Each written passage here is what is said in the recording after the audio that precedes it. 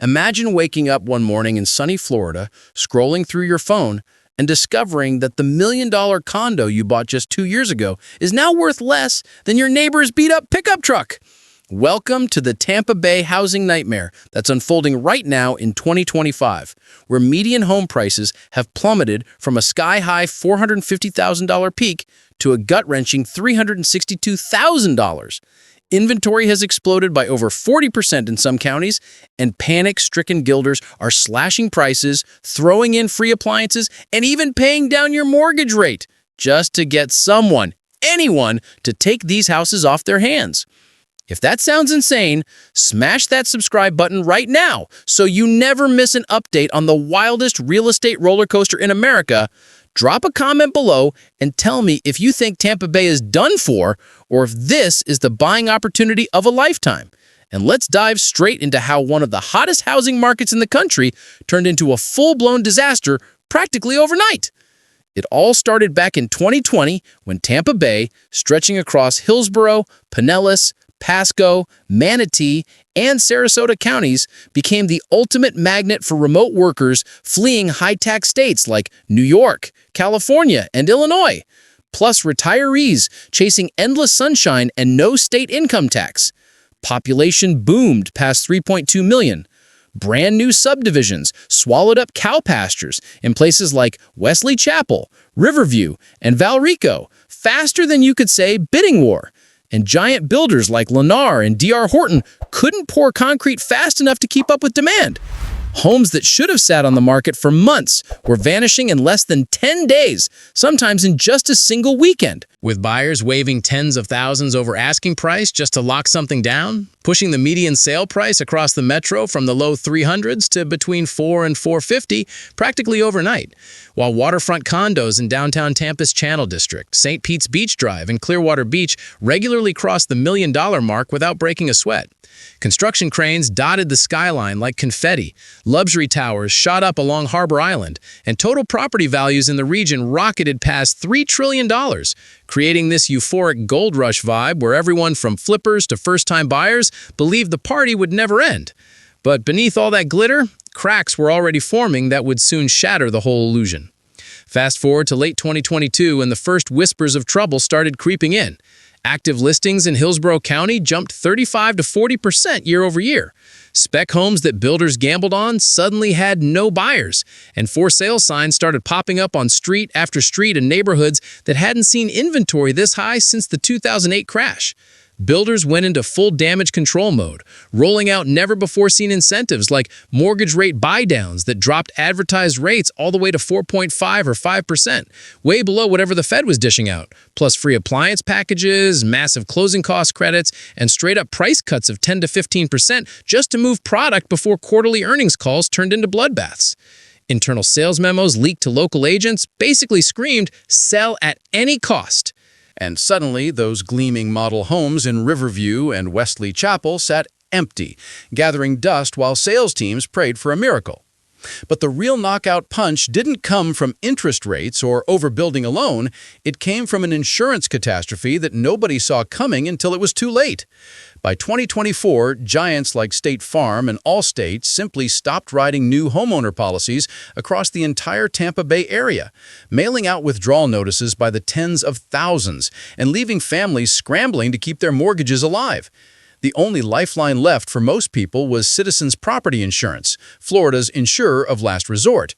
And by mid-2025, over 200,000 homes across the 5-county metro were stuck on Citizens plans with premiums that make your eyes water. $6,000 to $8,000 a year for a typical single-family house inland, $10 grand or more if you're anywhere near the coast, meaning a $350,000 home now carries an extra $600 a month in insurance alone before you even factor in taxes, HOA fees, or electricity.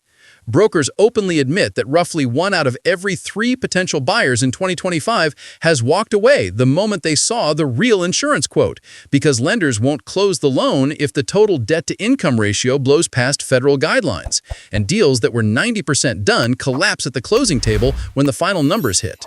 Along the beaches, the situation is even more apocalyptic.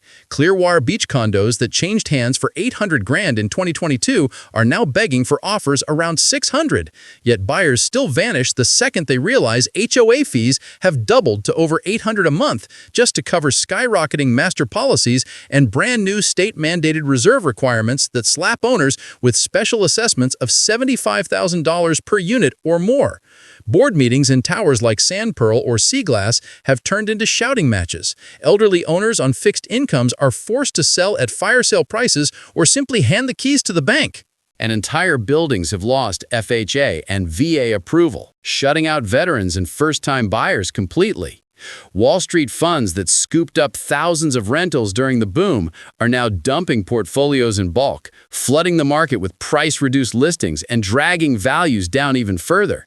And if you think that's bad, wait until you hear how Mother Nature keeps reminding everyone why insurers ran for the hills in the first place.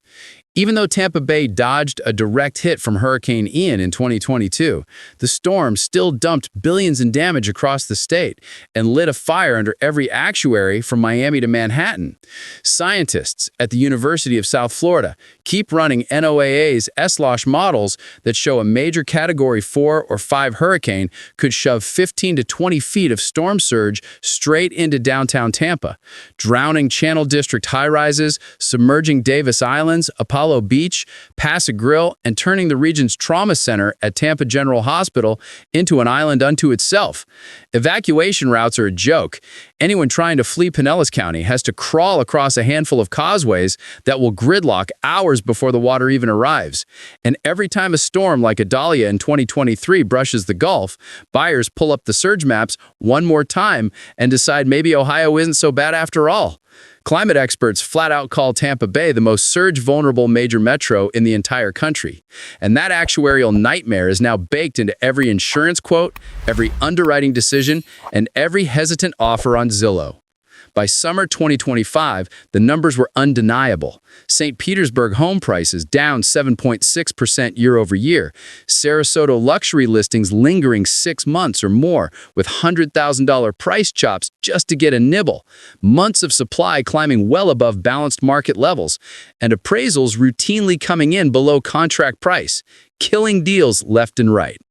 Transaction failures are through the roof. Lenders are rejecting loans on properties that can't appraise, and the average days on market has ballooned past 40, worlds away from the single-digit frenzy of 2021. Local governments are starting to feel the pain too. Hillsborough County alone is staring at a $70 million budget hole as property tax revenue shrinks. School districts in Pinellas and Sarasota are bracing for cuts, and state senators are openly warning that Tampa Bay's fiscal exposure now rivals the Great Recession. Except this time, the villain isn't subprime mortgages, it's uninsurable risk and climate reality. Calls for reform are getting louder by the day. Stabilize the insurance market, ease condo reserve rules, pump emergency funds into municipal budgets before the spiral gets worse. Yet, for all the doom and gloom, some savvy buyers are starting to circle, sniffing out deals on properties that are suddenly 20, 30, even 40% off peak prices if you're willing to stomach the insurance hit and bet that the next big storm stays south. The million-dollar question, no pun intended, is whether Tampa Bay's crash is the final unraveling of an overheated bubble or the painful reset that creates generational buying opportunities for those with cash and nerves of steel. One thing is crystal clear: when skyrocketing insurance, climate risk, and a mountain of unwanted inventory collide, even the sunniest housing market in America can turn ice cold in the blink of an eye. If you found this deep dive eye-opening, do me a huge favor and crush that like button. Share this video with anyone even thinking about moving to Florida. Turn on the bell so you're first in line for the next update. And let me know in the comments, are you buying the dip in Tampa Bay, selling everything and running for the hills, or just grabbing popcorn to watch the chaos unfold? Thanks for sticking with me through this wild ride, and I'll see you in the next one.